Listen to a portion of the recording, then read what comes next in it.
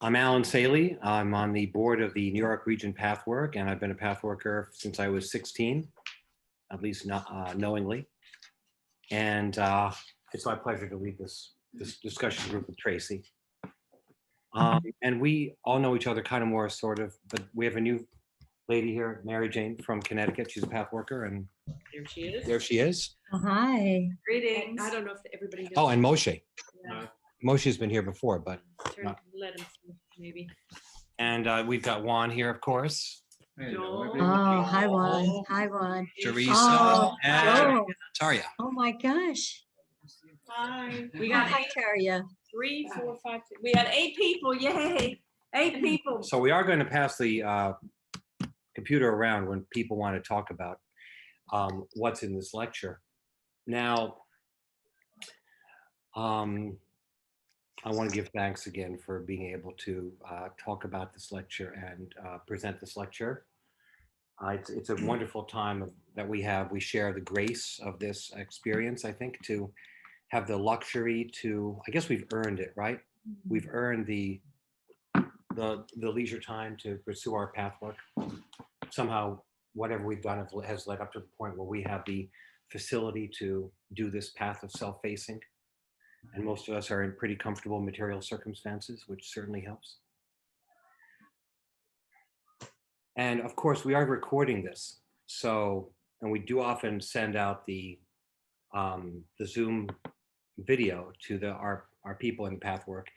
But if anyone wants to delete what they're saying or not, or have whatever they're saying they believe it's personal, I can always edit that. So I'm letting you guys know. You can even stop the recording. And I could stop the recording too. If anyone's going to commit to a serious crime or a felony, or they were in, on January 6th, they were in Capitol, it's okay. Just give me a heads up and I'll stop the recording. Okay, anyway, my friends, this lecture, I was mentioning, I felt a sense of vertigo upon reading it. I felt like James Stewart, when he climbs the tower, and it is a little, it's daunting, and I have an approach to the lecture for that reason, which is that there are certain sentences and paragraphs, I think, that people will resonate with, maybe with certain ones and not with other ones. So I think we should take the opportunity to talk about what particular, what a particular sentence kind of stands out and you say, hey, wait a second, I do this. Now, this lecture is about real and false feelings. I suppose that's the central concept, right? I would say. And how do you know the difference? I kind of thought about something on the train here, which is that you have a bad feeling about the false feelings. Maybe that's true. In any case, I want to encapsulate the lecture, read a little bit of a summary of it, and then we can talk about it, all of us.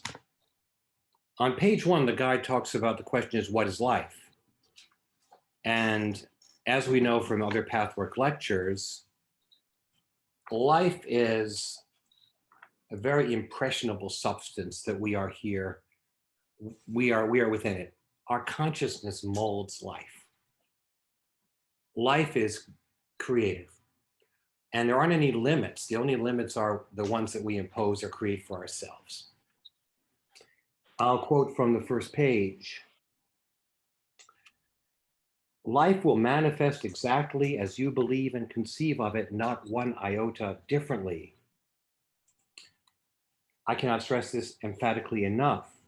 Nothing could be a better yardstick of your real concepts, attitudes, and feelings than how your outer life manifests in any given area. The moment the correspondence between the hitherto unconscious concepts and feelings and the manifest life experience is established, you're much closer to the nucleus of life within yourself.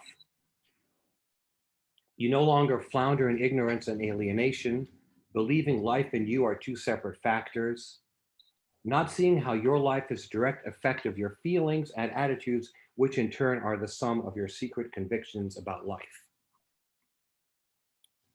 Well, that's something that the guide expresses in many lectures about, and I think it's also similar to the Pathwork concept of God, which is a very powerful energy current that you can kind of tune into and become part of, right? God says that God is personality as well as principle.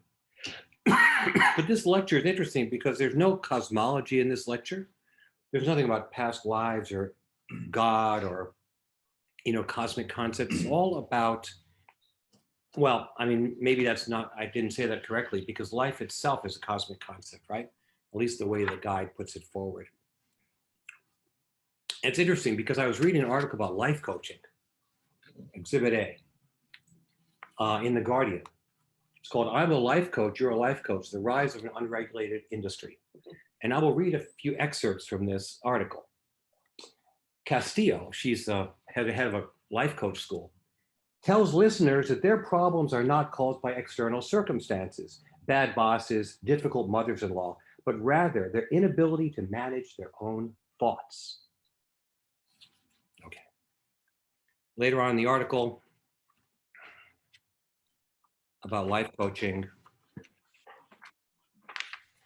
it's also stated, within the world of life coaching school, there's only one reason you're not succeeding, your thoughts. If you can't make your money back on your tuition, you're doing it wrong, period, Castillo has said. Fortunately, there's a simple solution, more coaching.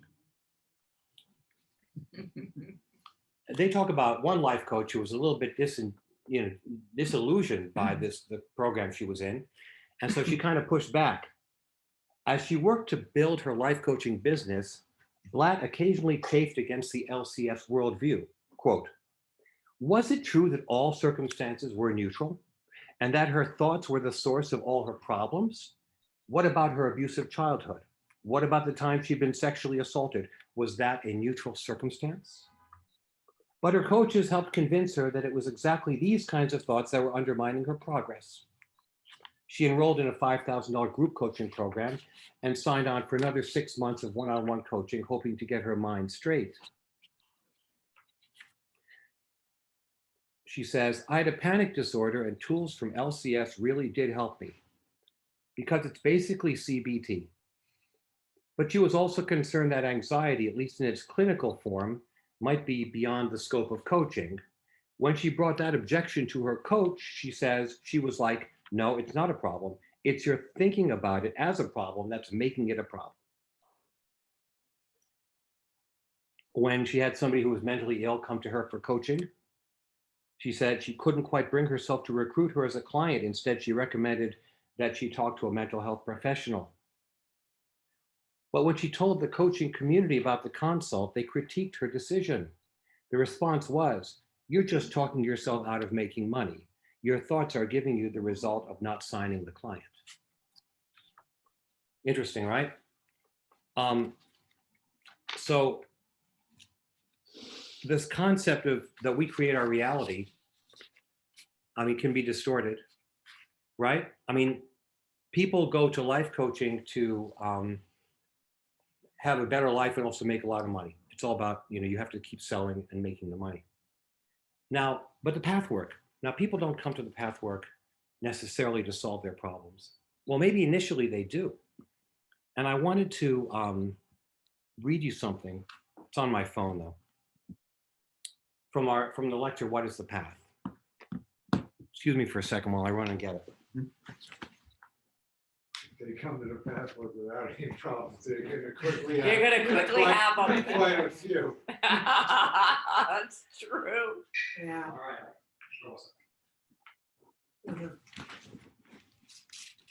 Okay, this is I'm just interested in this whole thing about life coaching and about the whole message of creating your reality and where the Pathwork stands with that. All right.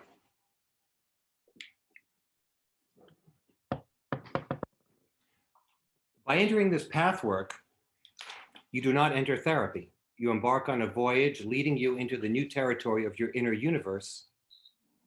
Whether you have had therapy, satisfactory and successful or not, or whether you are deeply troubled and need help in order to live your life in a fulfilling way, you will still need for quite a while to pay attention mainly to those areas within yourself which are negative, destructive, and in error. You may not like to do so, but if you truly wish to find your real self, the core of your being from which all good stems, this focus is necessary. How long will it take, you may ask? The time is indicated by your own state of mind or feeling and by your outer life manifestation. When your inner negativities are overcome, this state will be expressed in your life. There will be no doubt. Your path will organically bring you into other emphases and concerns. The aim of this path is not to cure you of an emotional or mental illness, although it does this very well and is bound to do so if you do the work.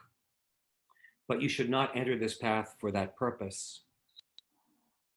Do not enter this path if you expect that it will make you forget your sadness and pain or let you gloss over those aspects of your personality you like least or even dislike outright.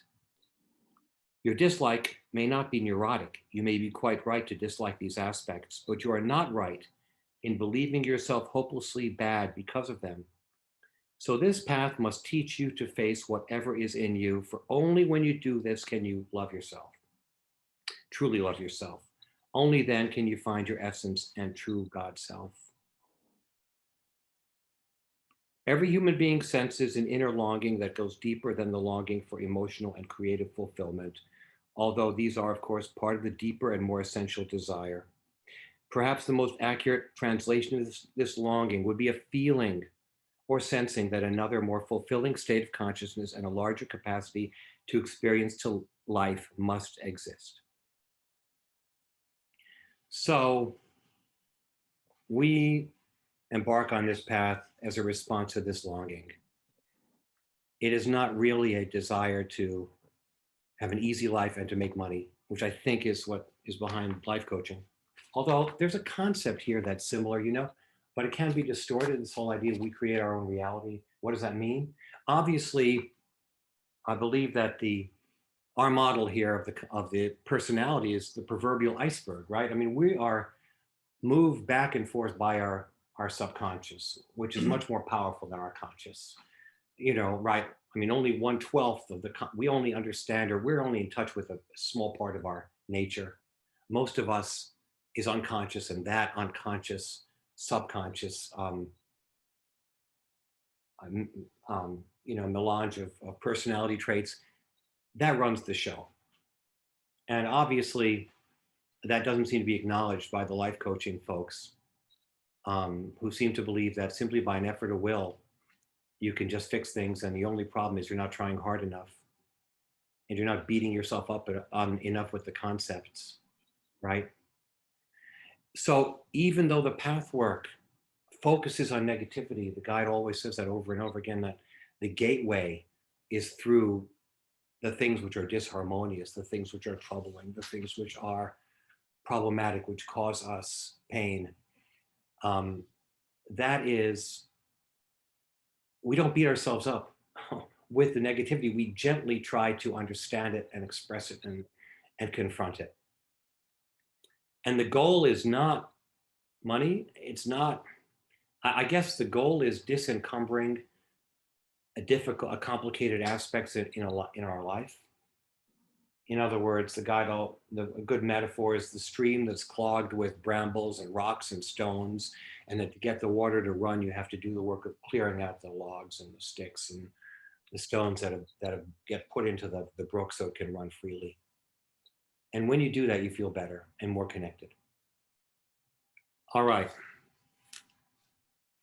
that was my little digression about life coaching. Couldn't resist it, having seen that article. So let me just read a couple of key quotes from the lecture, and then we can talk about it. I want to read a few key sentences here.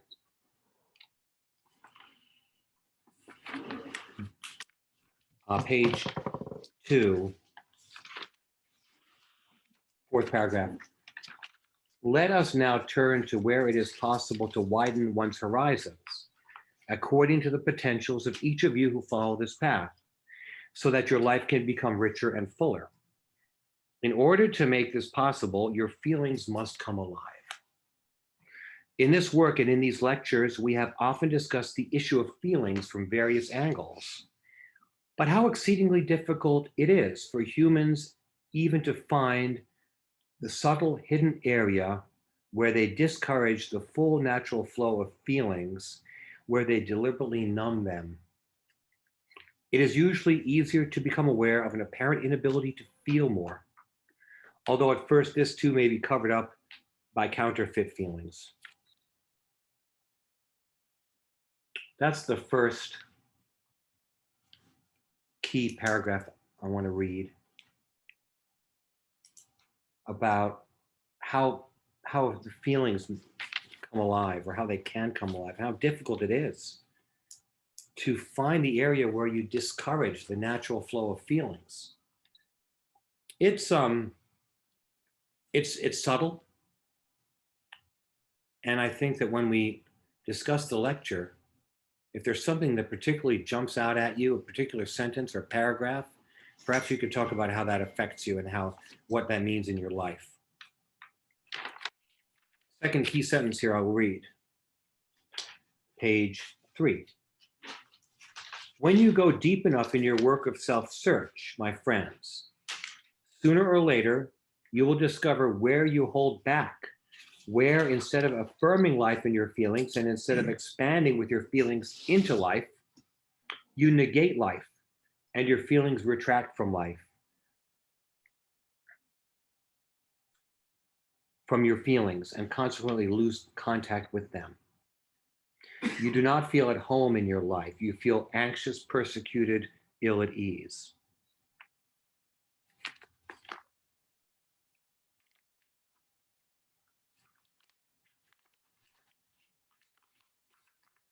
Third quote on page 6. You all know that on this temporary plane of existence, real negative feelings do exist. Real anger, real fear, real hurt.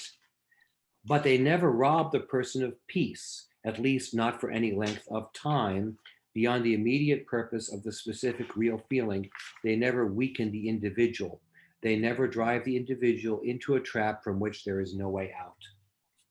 That's a very, very interesting sentence. And I think that echoes a lot of lectures where the guide is basically saying that the real hindrance is self-deception. An artificial feeling somehow makes you feel bad, it traps you, but a real negative feeling doesn't trap you, the guide says. They never rob a person of peace, at least not for any length of time, beyond the immediate purpose of the specific real feeling. Now, that's very interesting, I think. Really interesting, and that bears a lot of thought. Like, for example, you're really caught up in anger. Let's say it's real anger for something that's, I mean, the guide has often said that anger is not necessarily negative, and people can be legitimately angry about things. But it's a negative feeling nevertheless. In other words, anger can be genuine. Fear, the guide always says that fear operates to protect ourselves. If we're in a frightening situation, somebody pulls a knife, you're going to be afraid. But it doesn't rob you of peace once the danger is over. All right, and the last quote I want to read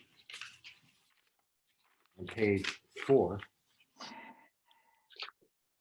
Those people who have reached a point where they no longer fear facing any illusion they may have are fortunate indeed. Their path lies before them unobstructed. For then, the work becomes a question of building up, for the tearing down is over. What must be torn down are only illusions, falseness, never real positivity, affirmation, or constructiveness. Those who are most confused about the real and the false in themselves, therefore often believe this pathwork to be destructive or negative. It must appear that way from the viewpoint of their illusions. Now that's also really fascinating to me. The guide, I think, implies, correct me if I'm wrong, that in essence, there's two phases of the pathwork. There's the tearing down, and then there's the building up. What that means is that somehow there's a tearing down of illusions, right? There's a coming face to face with yourself, and of course with other people who are the mirror of yourself. When you see someone else closely and clearly, you see yourself more closely and clearly. Once you've torn down the false roles, the images, the parts you play, the mask self, then you can build up. And maybe that's where the concept of the molding of soul substance comes in, where you purposely then create positive visualization, and you purposely then try to sculpt, using this life energy the guy talks about on the first page. You need to sculpt your life, right, in sort of more intentional fashion. So those are 4 important quotes I think I want to discuss with you guys. This lecture has a lot of interesting things in it, a lot of interesting things to say. It's complicated. The whole idea of a false life is troubling, right? Nobody likes to think that they're caught in a false life or their life is not real. But of course, many of us have glimmerings of false feelings, of things that we pretend to feel, people that we pretend to be that we're not. So that's a big reality check, right? All right, so my friends, I want to just open it for discussion about these things I've talked about, and whatever else you want to bring to it, what you're thinking about. Joel, What? I want you to start today. Joel spent hours and hours and hours and hours and hours with this lecture. So he's really got a good grasp on it. Go ahead. Joel, you look like a deer in the headlights. Yeah. The corner. Well, you're gonna go first, actually. All right. It's like the first time ever he's come first, but he's been talking to me about Well, it for gee. days. You've really got. I thought Alan, you hit a lot of the main things. So, Tracy and I have been going over this for a while. What exactly is going on here? So it's like, it's the guide is saying, gee, your feelings aren't real, your thoughts are confused. But one of the good things it says early on is that our potential as human beings is beyond anything that we can even conceive of. I think maybe it took me till the 5th time that I read it that popped out at me. But I thought that was, it was early on trying to reassure us that, even though you're a mess, you've got a long ways to go. Your potential is infinite. So to kind of the core, these false feelings and false ideas that are separating us from life. And so the guide is saying that we fear non-life. Our greatest fear is not feeling anything at all. And so in our attempt to not feel anything, these other layers of feelings that we think are real are created. So how do we discover these areas of non-life? And so I guess I would go back to our images, and in the questions and the answers at the very end. Let's see if I can find it.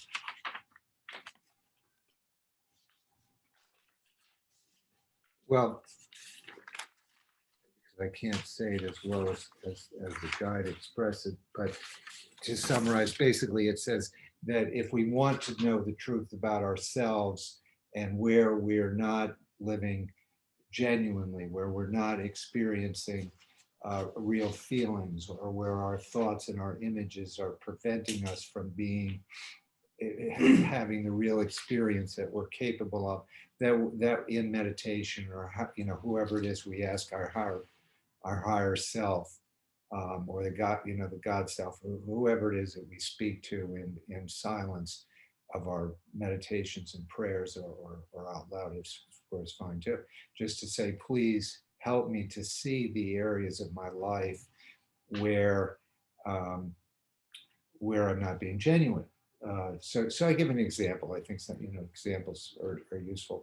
I was walking by the Empire State Building, and I remember I had gone up there with Tracy. It's probably about 5 or 6 years ago, and I had a wonderful time. But probably my main image is that I'm fearful. Life is dangerous. You have to be careful. You can't trust other people. It's the world is not a safe place, physically safe place.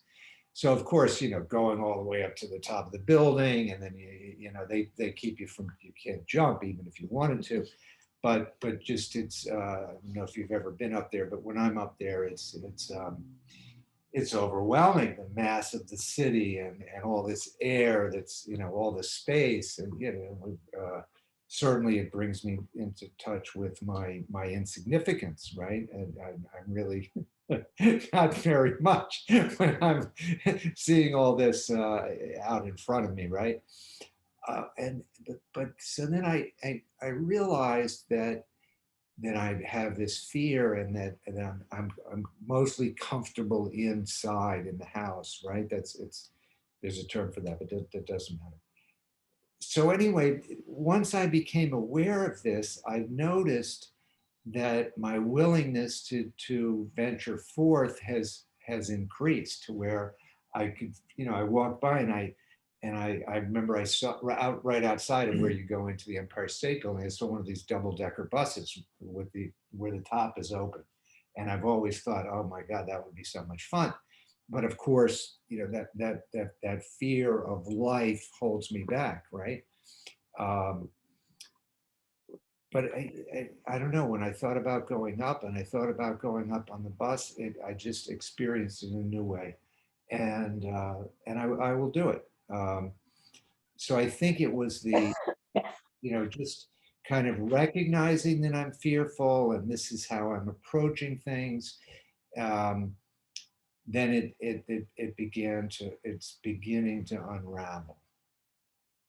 So that's, Which is the promise of kind the of my- pathwork. The kind mere of my- observation causes things to picture, to use Marion's term. Sure, of That's course the- it that- does. The guide says that in many different lectures. And it's so hard to understand that at first, because it's like how, especially if you're like the type of person buying, where it's just like sort of goal driven and you have to do something. So how is anything going to get better by just observing? That just made no sense to me for years. But now, of course, I get it. I mean, but I'm also kind of wondering about this issue of your fear, Joel, Yeah, which is a chronic thing, right? right. You carry it with you. Yeah. So in what degree is it false? Is it a real fear?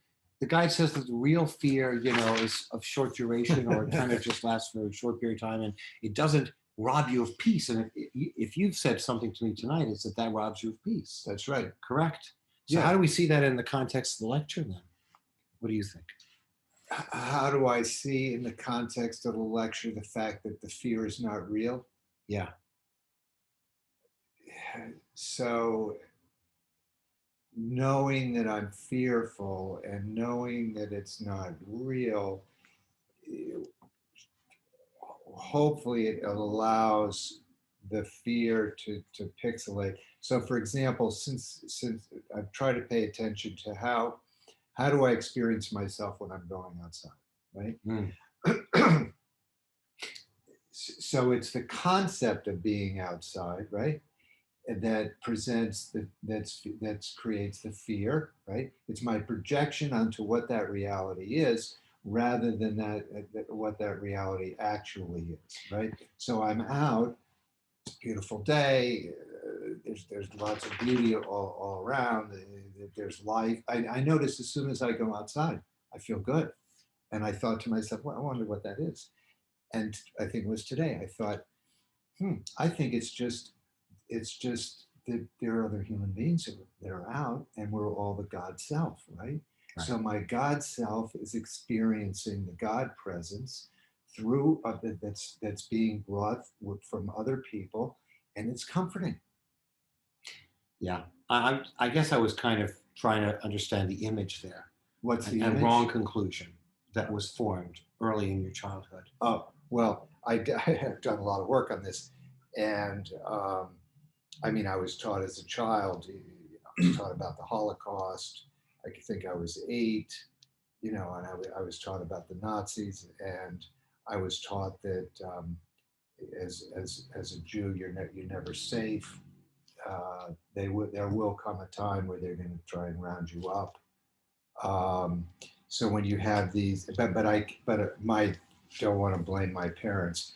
I believe I came in very fearful, and I've done a lot of past life work, and I've had recollections of other lives and things that have happened, and I've had clearings, and that's helped. I mean, I had John Newton did a clearing, and he said John Newton's he doesn't describe himself as a healer, but he's a healer, and he said that he saw me in many battles, and that it was energy that I had carried into this life from who knows when. But he did a clearing, and I noticed after that, and that was what, maybe 3 or 4 years ago, Trace, we were in Albany. Then I was much better. I wasn't fearful all the time. Yeah, I've been thinking about that, the ability to connect with that, what the guy says is life, that very impressionable creative substance is inhibited by our images, Yeah. right? Yeah. By our Blocked. false Blocked by false our lives false, that we yeah. that we live, we're and not- we can't connect with that. Not at all. You just block it right. Right, It's- right. Anyone want to comment who's virtually here?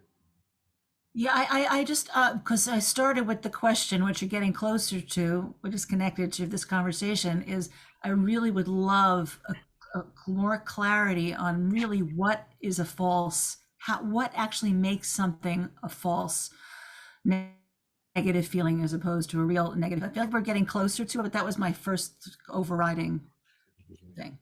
Well, that is a very interesting critical question here. Does anyone want to talk about that? Tracy? I mean, there's it would be something different for every single person, because people have different misconceptions about life, different fears about life. So there would never if we ask everybody here, everybody would have a different thing. I mean, I'll just give one example about myself. I grew up with an abusive mother, so for most of my life, I was afraid of women. Well, all women are bad, just because that was a false belief that Okay. so it took me 50 years to figure out, no, all women aren't going to hurt me just because one did. So it's based in the false belief. When you have a real negative feeling, it's actually a response. So my belief was false. My belief that women were to be feared was absolutely false. And I lived with that my whole life, and that was based on the experience that I had as a young girl. So that's just one example. That's all that it took. That's clarifying. That was just I understand everybody's got that was clarifying. It was just that what is that essential difference? And I think you just, for me, I think you clarified it. Oh, good. Moishe, go ahead. Moishe. Yeah, here. It's kind of very, very challenging concept, false needs, false feelings, real feelings, as well as, I read about the false needs and real needs as well. And I was questioning that, and I wonder, while I always, as a psychologist, I really see the good, the purpose of any kind of feelings, including what negative feelings is. But I wonder a situation that maybe in the past, I was very angry toward them. Later on, when I did all this process and, really realized whatever it is, I didn't have these feelings anymore. It transformed. I didn't have these feelings of anger. And I was wondering if from an ideal perspective, just let's take hypothetically, let's say I'm accepting life as is. Totally, fully, from a spiritual perspective.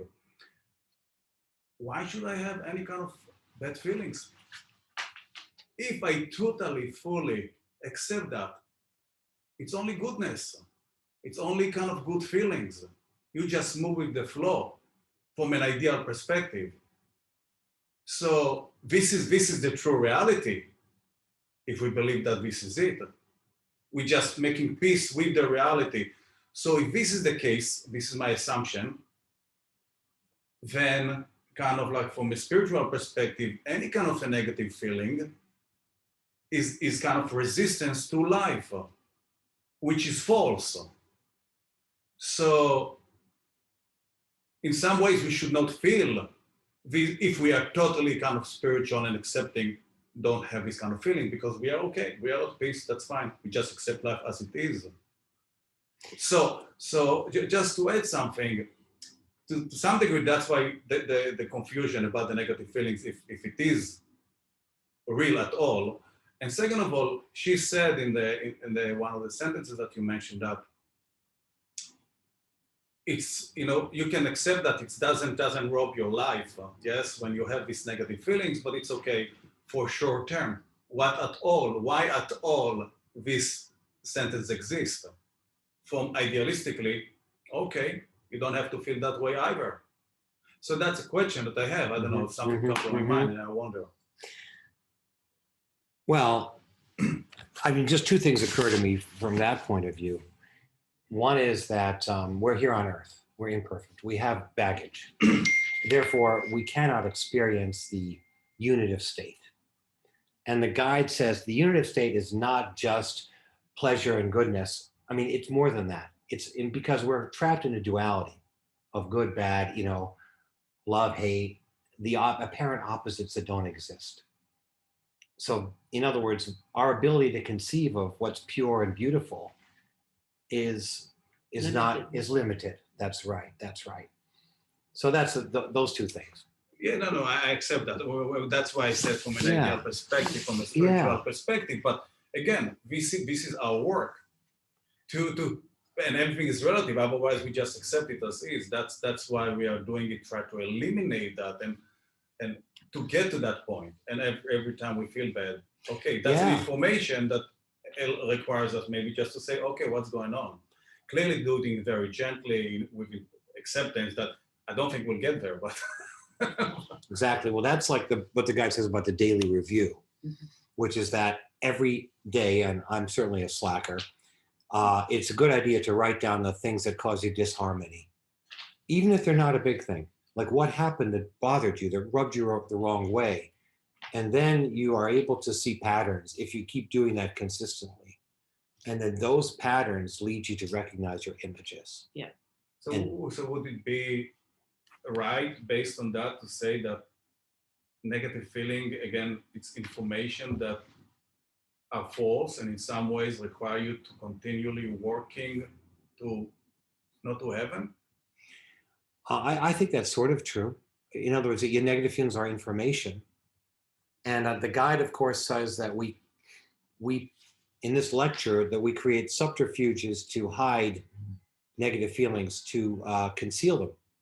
We don't want to admit to them. Like the guide says, we don't want to admit to our unfulfillment.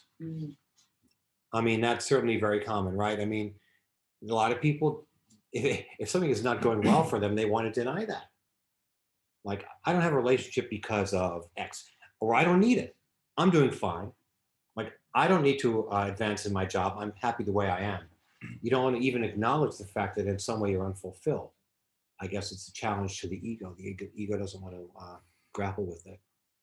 So this lecture is also about trying to ferret out the real negativities from the false feelings. It's complicated, right? Can I comment? Of course, Juan. Yeah. Yes, sir. I just want to comment a little bit on the topic that we are all discussing. The way I understand this part that I understood about this lecture, I think it's important because to me, it seems to me the way I understand it that most of these troubles and problems and these creations of false feelings emanate or come from the fact, as the guide explains, from the fear of death. It seems that all fears that we have are related to the fear of death. And then it happens, or this is like a huge chain. We have the fear of death. We talked about that in the last lecture. Right? Yes. We fear death, but then because we fear death, we fear life. Yes. Right? Yes. And then since we fear life, what are true feelings? They vibrant, they alive, they make you alive, they make you strong, they make you, joyful, right? So because we fear life, because we fear death and we fear life, and then we fear these natural feelings. Right, exactly. Right? Exactly. Isn't Right, that's a that- very important part of the lecture, yeah. which I didn't talk about, but Yeah, you're yeah. absolutely right. In other Yeah. words, that I the mean, we fear of believe life- that life is our enemy in a way, right? Yeah, a way. that's right. Right. That's right.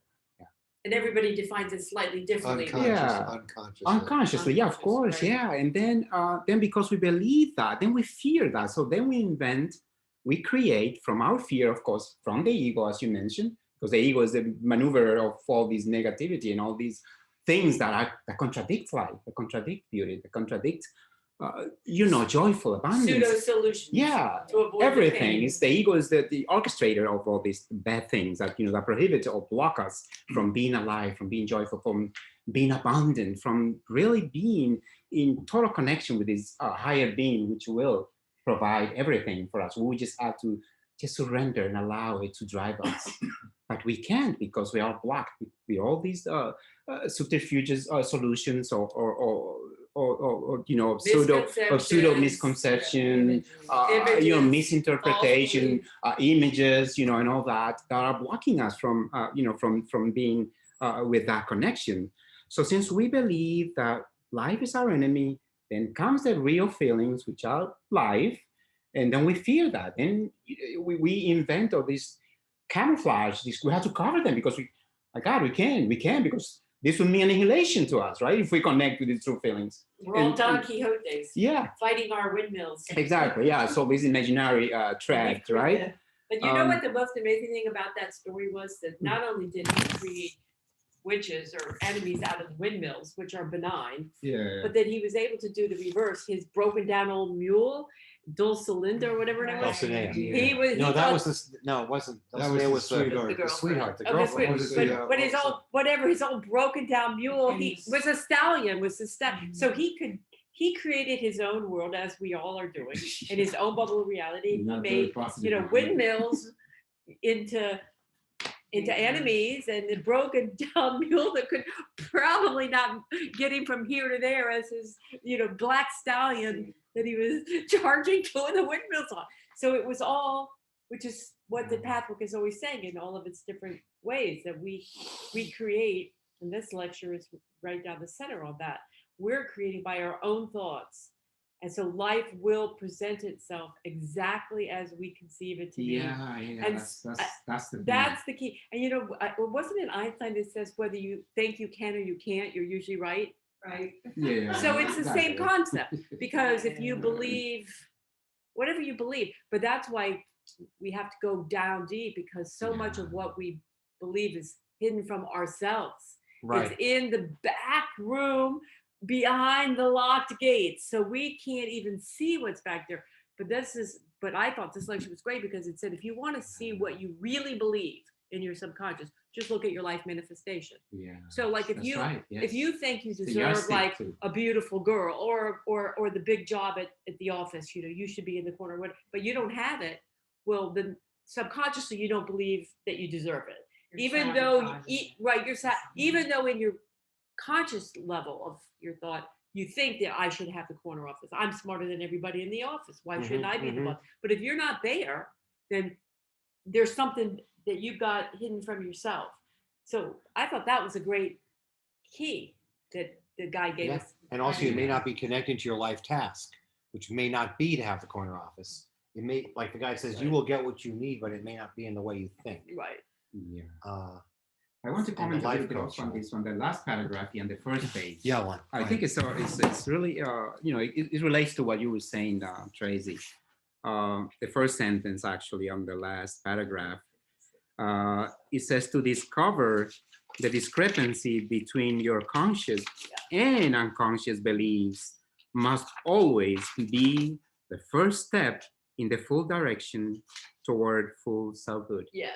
Isn't that powerful sentence? I mean, what a powerful sentence that is, because that's the word, But right? how are you going to get self-realized if you don't even look at the truth Yeah, and all these things that within is yourself? hidden in the unconscious. I mean, if you you're can't do that, you're not aware of at all. That's where it Yeah. starts.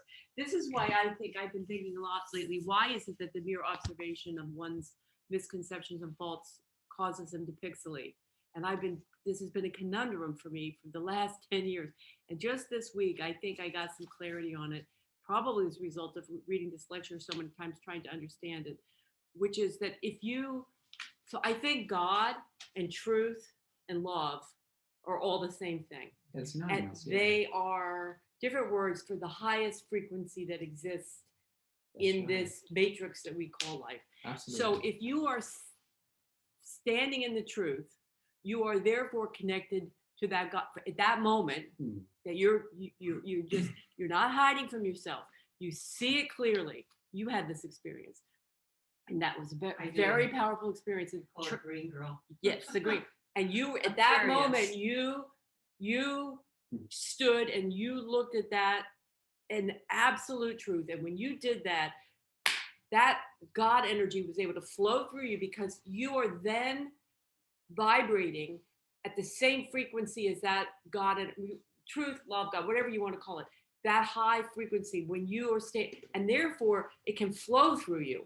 And when it flows through you, it causes the knots, the misconceptions, the wrong ideas to start to pixelate. Yeah, So it really is the analogy of the river, where if you just start clearing out the boulders and the brush, the water, and then the water goes faster, and then that causes more stuff to go out, more. So it's this whole positive snowball synergistic process. That's exactly what happened to you with Green Girl. Did you want to It's talk just about like that, how Teresa? to talk about it. Yeah, It's talk a about it. fabulous story. Talk Yeah, about it's a it. story. I did talk about it. It's, so I've been doing, I was doing the transformation program out of Virginia. It's a 5-year program, and year 4 was negative intention. So I had this very negative relationship with a family member that was like for 10 years, it was awful, like where we couldn't even be in the same room. There was a lot of built up. It's your sister-in-law. Yeah, my sister-in-law. And, it started with something very benign, but then it just seemed like every time we tried to come together, it would make it worse. And it just was getting worse and worse and worse. And I was so frustrated with it. And I was like, I must, like in the spirit of Pathwork, I'm creating this, but I couldn't see it at all. I was like, how am I creating this? And I had this episode where I was with her at a family function, and we were both pretending to be civil, but the tension was really, for me, was really strong. And at one point she was sitting in the corner by herself, and I went over to her. I said, "Oh, I'm going to reach out." And I went over and I said, "Oh, Mary, would you like to take the picture? We're all going outside," because we were going to do the siblings. And she said, "Oh no." And then she came out, and then she went back in. And anyway, after that happened, the next day she sent this text about how Teresa's the most evil person because I asked her to take the picture, not be in the picture. And she made this big thing about how I was so mean to her. And anyway, I'm getting crazy just even thinking about it, because it was so, it was like one of these things. I was like, all I did was ask her to take a picture. Like, what did I do? I didn't do anything. And so I'm like, well, where was my negative intention that created this? And I was so, it just stole my peace, so I was just like crazy. Like, what did I do? What did I do? And I was really struggling with that. Like, how am I creating this over and over again? Because I didn't have any bad feelings to her. So I was on the train back to New York, because every week I take the train now. I was taking Sunday. And I'm like, oh gosh, I had this weird memory of where she had 20 years earlier. She was calling herself the outlaw because she wasn't included in the family. And then this belonging thing is one of my threads of pain, not feeling like I belong. And she had made this big thing because when we would take family pictures, we didn't always include the spouses. So I was like, oh yeah, I forgot about that. Like, this came into my memory, like that I knew that she would feel left out. Mhm. Like that, and And I was like, oh, like it was confusing to me because I was like, oh yeah, I guess I did know that. And then the next day I was walking through Central Park and it was like, I call it green girl because it was like this green person of myself standing with me. And the truth was like, you did mean to hurt her. And I just was, and I didn't feel guilty. I didn't feel angry. I didn't feel like I had no feelings. It was just the sheer truth of, yeah, you did that. And just What she observing accused me it. of. And I was on this like high liberated place for about 2 weeks. Mm. And eventually, gradually, it went away. And I'm just like, I want to go back there. How do you get back there? But the truth will set you free. Yes. It was the truth was that I did Not have a consciously, but- negative intention toward her in that moment, even though I was like complete denial about it. And I think you accepted, you had that acceptance of that you weren't. I did that. Yeah. Right. And I wasn't bad because I did it. To her, but you were accepting, yes, I wasn't my best then to her. But it was weird. It was very weird because I'm so ingrained with the idea that you should feel guilty when you do something wrong. And I didn't feel guilty. I just knew the truth. All of a sudden, I just knew the truth. And it was very, very different from anything I ever experienced before that. So yeah, my green girl. And I bet you I know, asked right? her to take a picture again. Well, actually what happened was I was at another family function like probably a year later, and this other person, my other brother's new girlfriend was there, and she didn't know any of this. And my sister-in-law was leaving the room and she said to me, oh, take the picture of her with your mother. And I was like, oh my God, like the universe is allowing me to close this episode. And it was so surreal because nobody else knew what was going on. And I was like freaking out that I was taking her picture of her with my brother and my mother. It was like a family photo. And I was able to sort of, and it's still confused. Like sometimes I still get confused about the whole thing, but it was just like, there was no denying what happened. And it was because I really just wanted to know the truth. Because we were doing it with intention. The guide says in this. Yeah, if you ask for the truth. Desire, and one of the things that I learned right from the beginning of my Pathwork was that if you really want to know the truth, you just keep repeating. I want to know the truth about myself. I want to know the truth. And I, for the first 2 or 3 years of my Pathwork, I went around just repeating that. Yeah. Just repeating that constantly was always a mantra in my It's head. actually in the last answer. Oh, okay. So it's been in several. The easiest way to express every day deep into the psyche the wish to become aware of them. The truth, yeah. That face falls That's a down. meditation, Yeah. really, at the end. And maybe we'll read at the end And of the I think that's sort of discussion like, tonight. like the sayings about like in the Bible in particular, seek and ye shall find, knock and the door shall be open to you, because all those are ways of saying that if you seek out the truth, there's something immutable in this universe about the truth, love God, whatever name you want to give it, that if you reach towards it with sincerity, Right. it whatever it is, Will present. has to almost respond. It's almost like it reaches out. it has to come back. Right. So can I just say one Of more course. thing Yeah, of about course. what Teresa said? So is this Ellen in the, Yes, it is. Ellen? So Ellen, back to your question about the feelings that you asked early on. So I think Teresa's example kind of demonstrates that. Right, so her what she felt when she went and said, "Oh, would you take the picture?" You might have said, "Well, I wasn't really feeling anything. I was so just sincere. Oh. I was I was welcoming her into the. okay." I mean, it's very interesting. That 'Cause- was false. That was false. Right. Yeah. So I see that, but what's interesting, there's two things interesting about this to me is the thing about it being unconscious. So really it's very illuminating of that it was totally unconscious. So it was real, but it was like you, when you actually were doing it, it was not it was not here, it was underneath, but it was unconscious. So number one, I just think it's interesting because, at least to me, and I think to a lot of people, it shows what's scary about exploring the unconscious. And then it's connected to the next thing too, which is a question, which is, did wait, this is your sister-in-law? Yeah, Did she forgive you? Because that's the thing that scares me. Like, if I notice, like it happened today, that, She's you know, very- I like, what if? She's very unconscious, and that's part of my problem, is that I'm not gonna have, I don't believe that I will have resolution with her. But because your experience of being illuminated, the truth being illuminated, you were at peace in any case.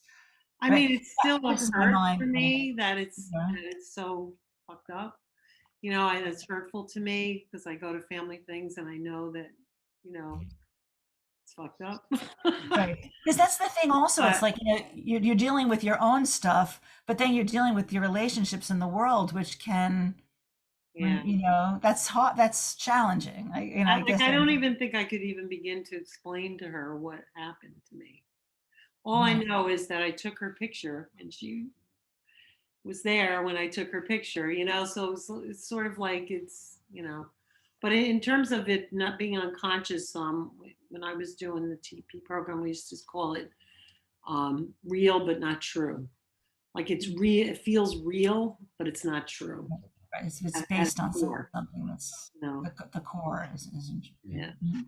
So that was like it. my fear of All women right. for my life. Yeah, It it's felt real. very real, but it wasn't true. Tara, did you want to have anything right at this point, or maybe No, later? not at this point, maybe later. Maybe later. Maybe Well, I later. know I can always call on you, Stephen. And- Yeah. Stevito, show what you got, show what you got. Put your cards on the table. Come on. Unmute before you do it. Unmute.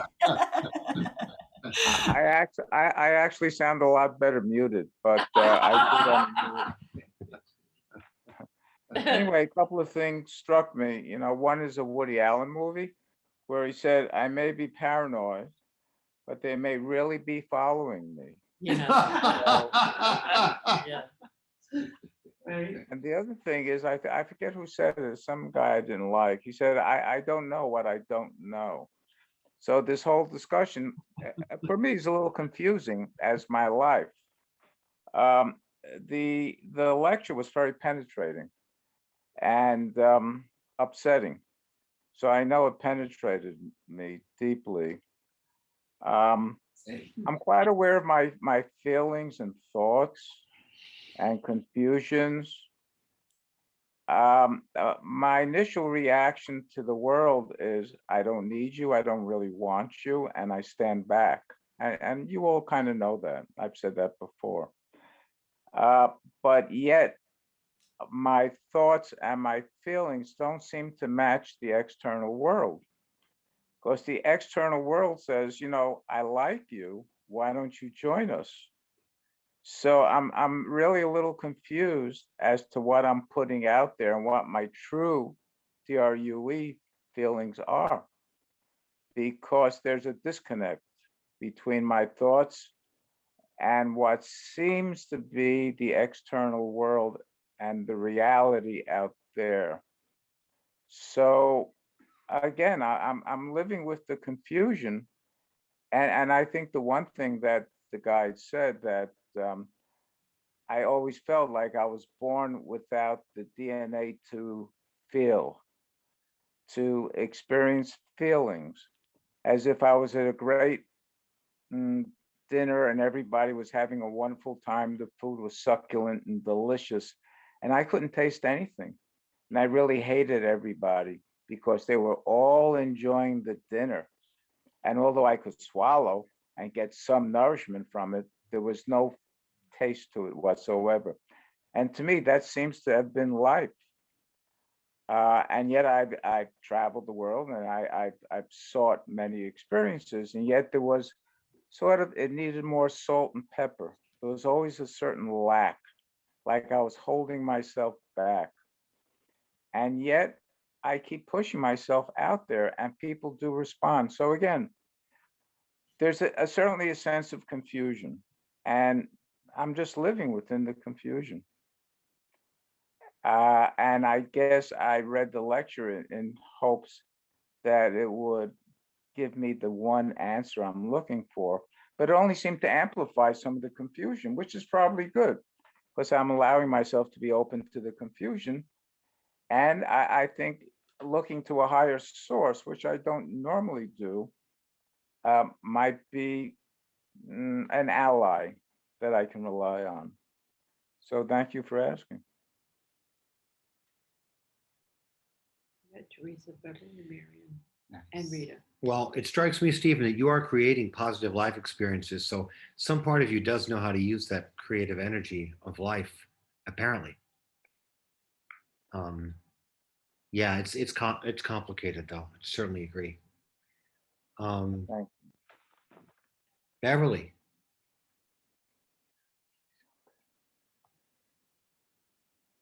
are you there? There she is. Yeah. Well, one thing that struck me about listening to everyone talk is one time I read someone wrote, and when you reach a certain level of consciousness, everything you do is perfect. Everything, like you've reached that level so that every thought is perfect because you can't do anything else. Do you know what I mean? Like you can't do anything that's not perfect because your consciousness is like Christ. I think so, but that's a unitive state, Like right? Christ is anything wrong. We're not able to get What's there. that? I mean, but that's not a human You condition. tell me about it. It's certainly not mine. Well, that I know. But I feel like that's kind of the goal, like when you're able to release your images, then you don't have to worry so much about unconscious things leaking out because they're diminishing. Well, one thing, it is true. I believe that the pathwork does say that we make progress, in successive lives. In other words, we learn lessons that do not have to be learned again. Thank goodness. If you're able, well, for example, No gain in consciousness is ever lost. exactly, The- no the gain in guide says consciousness that. is ever lost. That's right. Learn So in other 120 more words, times.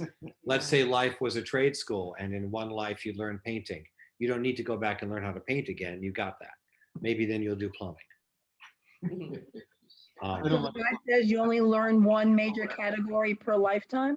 Well, no, it's so interesting that the guide says that in one life, your entire task may be to learn how to love someone. Like maybe that someone came into this life that you have a problem with, and the whole thing could just be about learning to care for that person. That's it. So, I mean, the scope of these lessons that one learns may not be apparently cosmic, but they're what has to be done. Yeah. Short lives. Yeah. Might have very short purpose. But that you don't have to go back and do it again. Right? Like if you heal this issue with the one person, you've done it in spiritual time forever. Right. I think she's right in the end that the goal, the actual goal is to really eventually, of course, through many, many incarnations, Of course. reach that state of unity state that you Of were course. discussing, that you mentioning, Alan. Of course. I think But that's that at the end, that's the goal. I'm just discussing this whole issue of perfectibility. I mean, it does seem to me that the guide says that aspects become perfected. And they could be small aspects, but that's why we're here. If we don't cop out and blow the whole thing in this life and go the other way. If we avail ourselves of the opportunity to do the work of self-facing, we're able to heal an aspect that we've come here to do. In Eastern philosophy, they talk about like yoga, to talk about all this kind of position of sitting. And somebody said, I don't know, I'm just gonna perfect this kind of position and that's gonna be my life. That's what I'm gonna do. And somebody said, well, is that gonna spiritual work? No, I'm perfecting that kind of work. And all these small nuances, and suddenly that's what seems to be very trivial, very small, becomes so big and so deep as it encompasses everything. I think that's the same thing. Each thing. Yes, I do. Yes. It is. how can sitting do anything, right? Maybe you can. I mean, that's an aspect. Marianne, what do you think? Well, I appreciate everyone sharing, and I can only, I think, share something of my own individual experience, as you all have been doing. And that is what has been very, very important for me in observing and noticing, looking at these repeated patterns, and is that knowing my, from the Pathwork lecture, my dominant personality defense of reason, will, and emotion, that I feel sits at the core of my observation, because my way of being with my defense or falling into it is going to be very different than somebody else's way. So I know that my main dominant is emotion. And so I have those lenses on, seeing life through my emotions, and then having to get to clarity of thinking with clarity and balancing that with thinking through things. So with that, it has brought me very close to my personal God. And so what I've noticed is when, as a habit, if I've been with other people, maybe some friends, because I count on that connection. But here it is. I live alone. A lot of my friends have died, moved away. I'm feeling kind of a little bit more alone. And so for me, the emotion type, we always had as a demonstration of the 3 personality types using a circle. Whereas me, the emotion type, I'm in the circle holding hands with the circle. The reason defense is outside the circle, seeing everything from outside. The will type is in the middle of the circle, seeing everyone and being seen by everyone. Now that's describing the defense, not the divine aspect of it. And so I've noticed lately, this is my latest observation, that when I'm with someone and there's a nice connection, then I've got to leave. I feel what my inner child felt, and the guide uses that word, life or death, that I will die from that separation. Now, when I'm walking down the street and I've said goodbye to somebody, I don't fall on the ground feeling like I'm going to die and start ranting and raving. What I'll do, I notice, is I'll redo some of the conversation we had. I'll redo it in my head. I thought, what is that about? I'm going over the exact conversation I had with the person. I'm redoing it, but very similar. So I started asking, what it is that I need to learn from that. And it was like, even though the conversation went well in person, it was a good exchange, a mutuality. This one is me sort of claiming more of my ability to communicate and connect. And so I thought, oh, so I'm redoing it. It's a lot of wasted energy redoing the conversation. And so what I'll hear is, I just have to stop that. And what I'll do is I hear from my own interpersonal God, go over, because I'll sometimes be walking along the sidewalk, there's a tree pit, go stand by the tree and get quiet. That's all I'll hear. Stand by the tree, get quiet. I'll just go stand there and breathe and get quiet, look at the trees and something, and it stops that conversation and brings me into the moment with the tree, the sky, the elements of the earth. And I know my most direct connection with God is through nature and the arts. So when I stop, look, listen, I'm not doing that anymore. It breaks the pattern. So I have to, so for me, that's lately what I've been noticing a lot. So I'm not going to go through my whole history, but it is that fear of losing connection. And for my child consciousness, it feels like death. And I just want to hang on to everybody and hold hands forever and live together and roll around on the floor together, and it would never end, but it has to end at some point. So it takes me to a deeper level of my interconnection with my personal God, and who I am is my very best friend. My very best friend is that one within. So thank you. That's my sharing. That's what lately I've been practicing. Thank you, Marianne.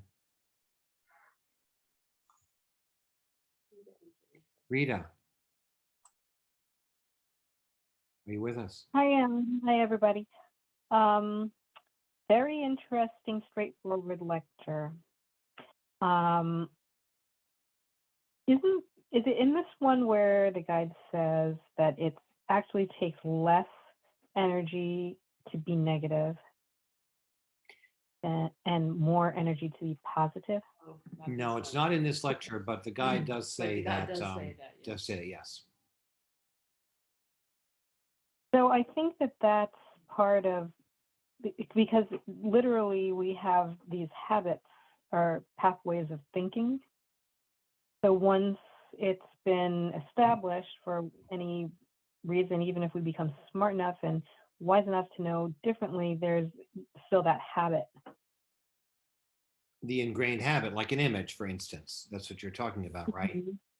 In other words, a kind of default mode where we act in a certain way out of habit.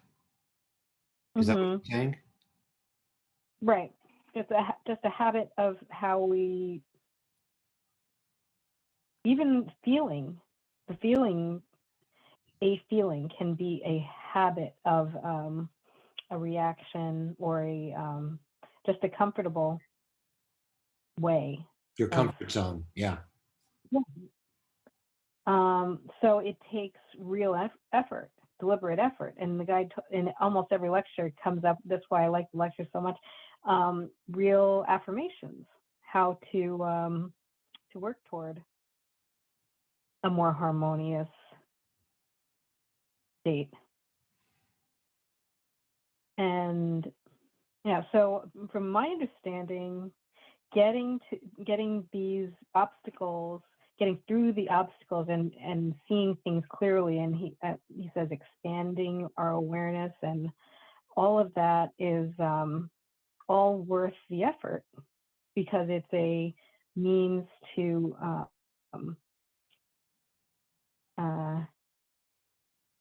unblock our emotions and see clearly, I guess, akin to cleaning the glass, to be able to see clearly, and a pathway to happiness, pleasure, and bliss, which is our birthright. We're in the path, Jan Rigsby's Pathwork teleconference. That's the focus this month, is pleasure. And so that's what he's saying, that once we realize the connection between our inner state and our manifestation, that we would want to do nothing else but unblock the blocks. I hope so. Yeah. I mean, that's what we're here to do. That's for sure. Right? I like so much how it's worded in this lecture.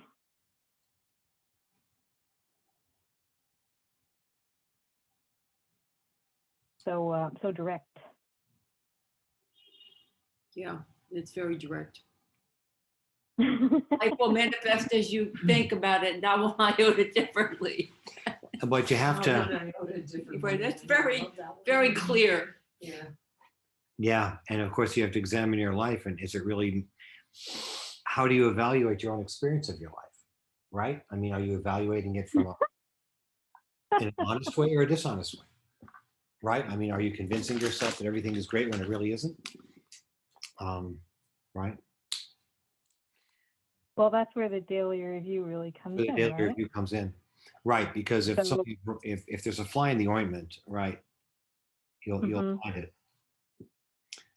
Although it's probably I think that bad metaphor. so related to that, it seems like it would be easy to say, "Oh, it's fine, everything's it's okay." But then when you sit down with the daily review, and wherever there's a disharmony, that is more. It's easier to be courageous enough to admit that there's a disharmony when it's a tiny microcosm, than to say, my feeling about the totality of my life experience is. Well, I think that your feeling about the totality of your life experience has to be blissful, or at least you have to admit the possibility of bliss as a totality of your life experience. I mean, because if you basically succumb to pessimism and you say everything sucks and my life sucks, that's not a real feeling. I mean, I think that's a false feeling, I believe. Yeah. That's actually, it's an opinion. That's not really a feeling, is it? Well, I've maybe, battled that my whole life. When it comes to, I'll just answer with opinions. It's a lot easier for me to do that than to say how I actually feel. now that's So- a subtle thing, the question about whether it's a feeling or an opinion. Yeah, what do you think, Stephen? Is it a feeling or an opinion if you think your life sucks? I don't know. An opinion. I guess if it comes. Maybe it's a reality.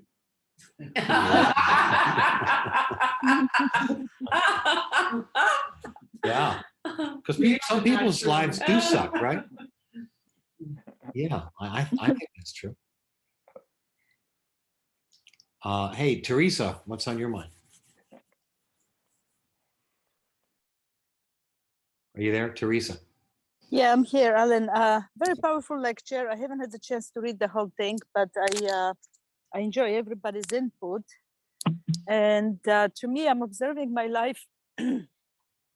And yeah, there is a deep thought, like also what Teresa was saying, that there must be some negative intention.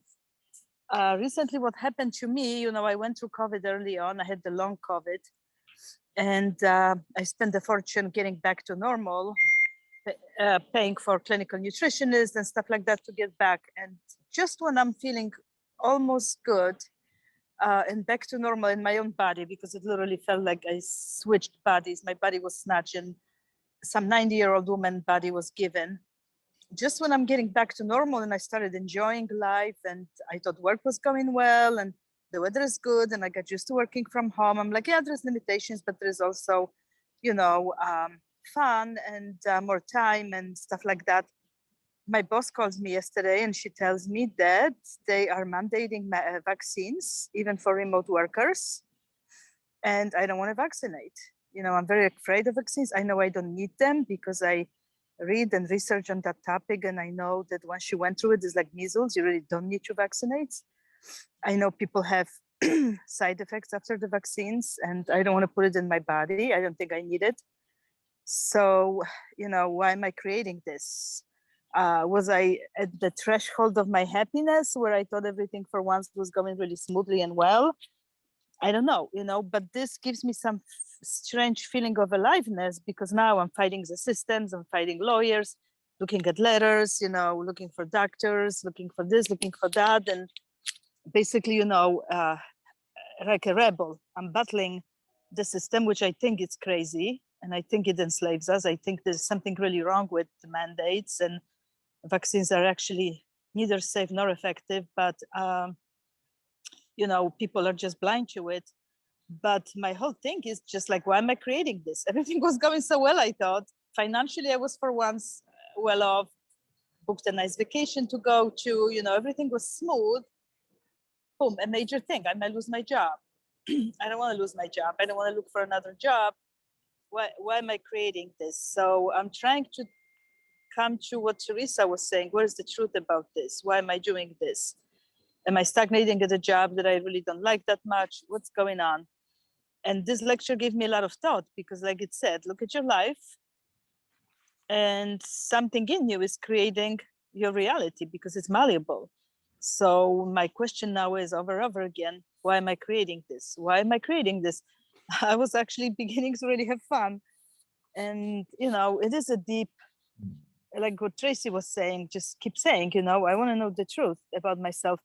I know there is some threshold that we put for ourselves, like based on our upbringing. You know, I cannot earn more than my mother or my father, or I cannot be happier than my mother or my father. Or is that it? Or is that a need for change and I'm just in my comfort zone? I don't know.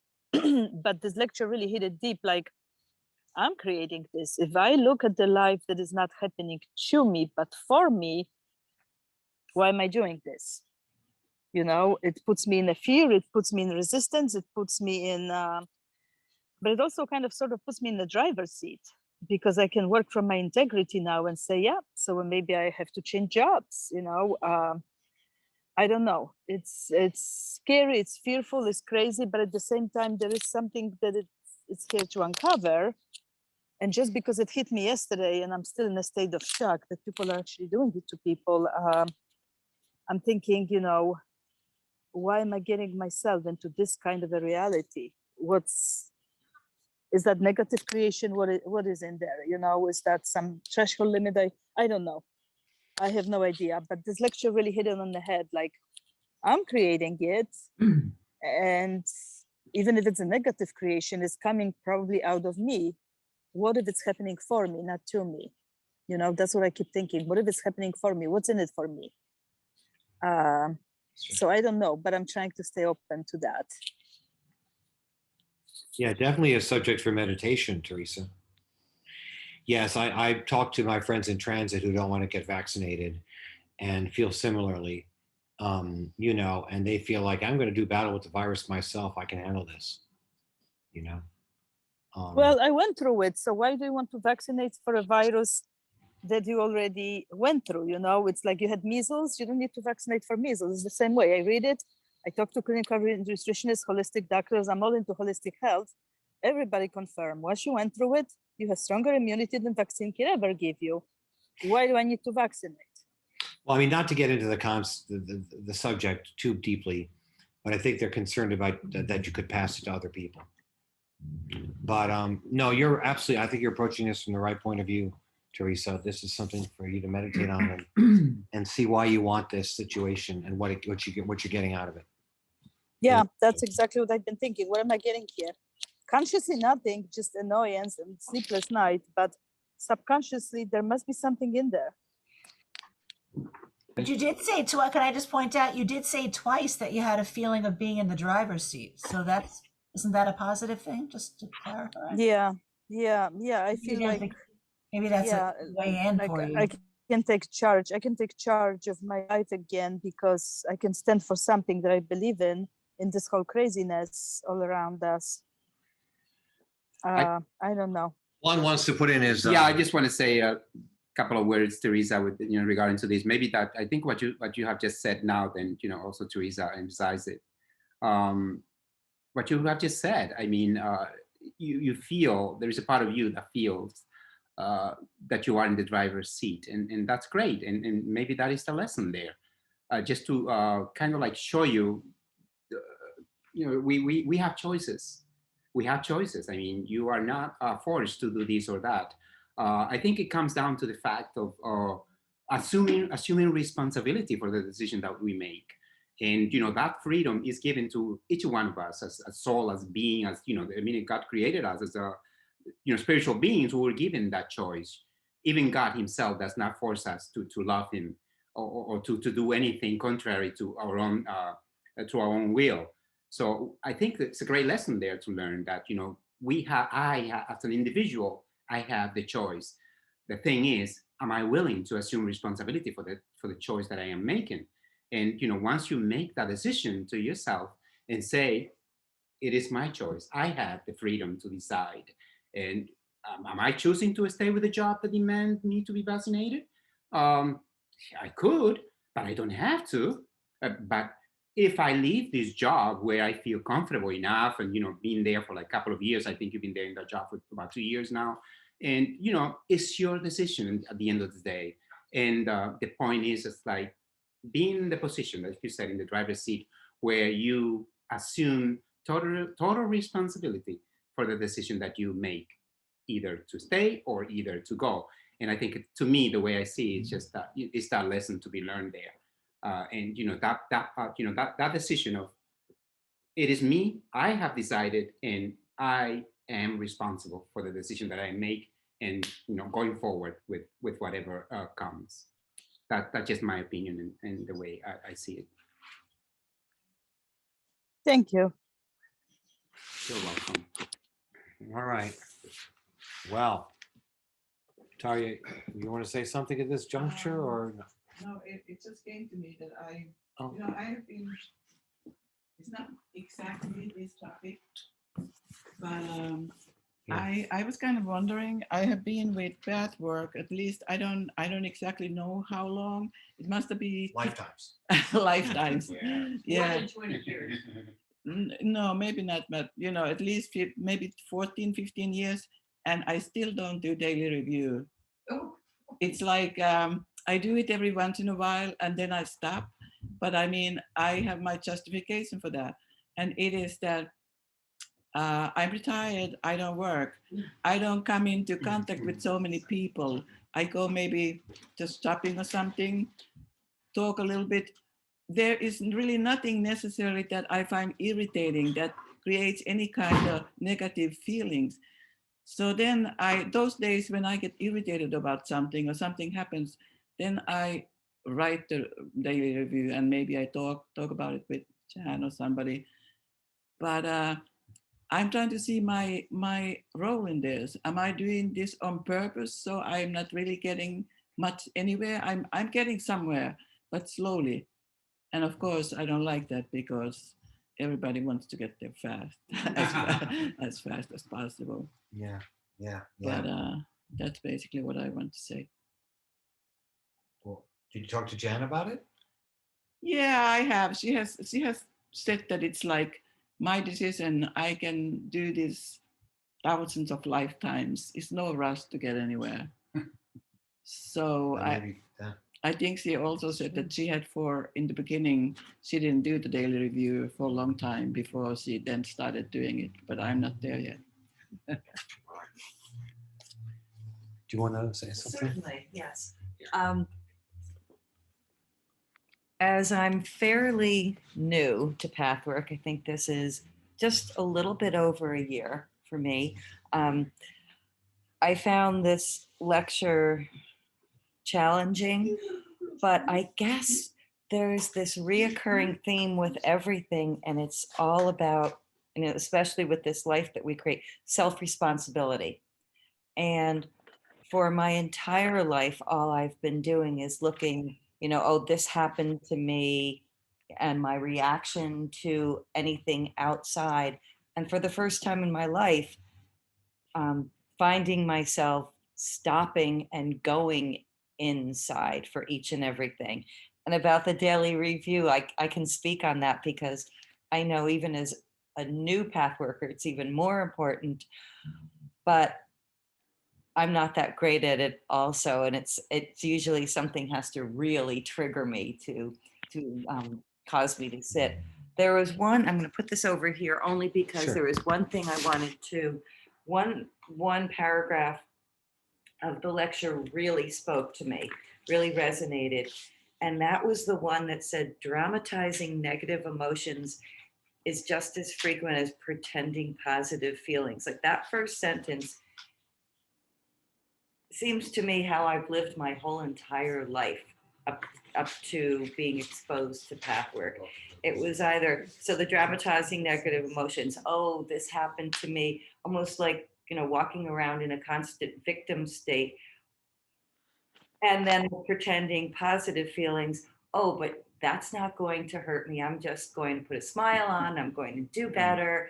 And I see now that I've not been authentic and just to sit, oh, this really feels bad. And why does it feel bad? This person did that, but there's something inside of me that's causing that to occur. And the same thing with being authentically joyful. It's not just putting on the mask, which, running around people pleasing. It's, really being true. So I loved reading this lecture and the whole premise and thought behind being in control of my life and really going forward and having a life that I'm willing to take responsibility for and then create. So Yeah. And I'm thrilled beyond belief to be for the first time ever in person for the Pathwork meeting. So thank you. Thank you. It's great to have you here. Yeah. So thank you, Alan. Tracy, Nicole, and everyone. Can I say something? Yeah, sure. So, I was just gonna say something about this idea of dramatizing and manipulating feelings and stuff too, because Teresa tapped on it too, like where, all of a sudden, oh, I got this battle and you feel a charge from that. and that's an example of negative pleasure. Like I'm getting pleasure out of the fight and the pleasure out of like now everybody's, buzzing around because something happened, and one of the challenges, like for me in doing the work, was because the negative pleasure is pleasure in something that it hurts you and it hurts other people, but you get pleasure out of it, and that's why you do it anyway. And that's the intertwined of the negative hurts from childhood with love. They're tangled, and the idea, the challenge of giving up the negative pleasure, just making the choice not to do that, even though we're getting pleasure out of it, because we know that it's causing damage, right? So that's the self-responsibility of saying, even though I know, like, that would be really fun to push that other person's button, or start some bullshit going. It's not really worth it. Like if you feel the pain of the trauma on both sides, then you can say it's not worth it. And once, like for me, that was the illumination of Green Girl. It's like, oh, I'm doing that. Oh, it's not really worth it, because it really sucks when So anyway. Alan, I just like to, if I can, just really, first of all, I'm sorry, I had to shut the video off. My battery's going dead. Let me put out, I keep talking about, lack of feelings and stuff, but, I realized just now, that's not really true. I generalize, and that's a very dangerous thing to do. I have incredibly strong feelings and love for so many things, not necessarily humans, or at least I'm not aware of it, but I'm down here in Florida, for example, and there was a gator swimming in the back, okay? And my neighbor said, we got to get it. And it broke my heart that they were setting a trap for this thing. I literally cried for an alligator, okay? When I see children that don't have food, it breaks my heart. It really breaks my heart.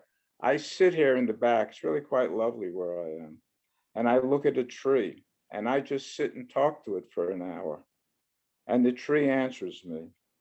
And I know I'm not delusional, and tells me a lot of great things, that it doesn't have to travel, it doesn't have to think. It loves the rain and it loves the sun. And I learned so much from that tree. And then somebody comes along and cuts it, and it breaks my heart. So for me to say that I don't feel love is not true. And then I thought, just tonight, just 20 minutes ago, can I take that love and transfer it maybe to other areas, to people, to other areas in the world? And then I felt not necessarily transfer, but enlarge it like a circle. Just increase the circumference and the radius, make it wider and wider. So, I think in this lecture, it said that we are born with love. And I've read that so many times, it's like, I'm ready to throw up. Born with love. I don't feel it, but that's not true. I'm so fast to gloss over it because I only see the human interaction. I don't see the other interactions, and I see it here. And obviously some of that gets permeated and passed through somehow through osmosis to the human world as well, because people generally do like me. And there was this dichotomy, this disconnect. Why do people like me when I'm so enclosed and into myself and I don't care about them? It's not totally true. But what has come out is I've allowed myself to experience the love at the level of things and souls that are vulnerable. And I think that's the important word, vulnerability. When I sense something is vulnerable, whether it be an alligator or a tree, a child, a dog, whatever, my love comes up. I don't see people vulnerable per se. I know they are, but I don't experience that per se. I experience it when it's obvious to me. And then my true love, my love emanates, comes up. And that love, I'm sure, is for people as well. But I have not experienced it, but I can experience it at the level of what I perceive souls to be vulnerable. And does a tree have a soul? I'd like to think so. Anyway, thank you. I just wanted to put that out, and I'm sorry the video's not on, but thank you. That's a beautiful statement that you made, Stephen. I feel you're creating a lot of positivity in your life and in your circumstances. So God bless you. Thank you. More power to you. Maybe this is your task. Yeah. It's so beautiful, really. I'm just really very touched, Stephen. It's really beautiful what you said. I just wanted to say that. Oh, very beautiful. Very, very beautiful.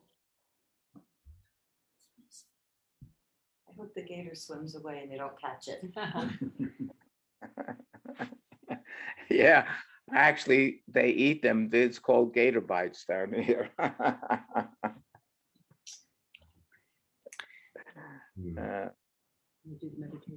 Shall we do a meditation, my friends? Let's have our meditation. Tracy, if you bring the candle. ready? Usually what we do is we do a 15-minute meditation.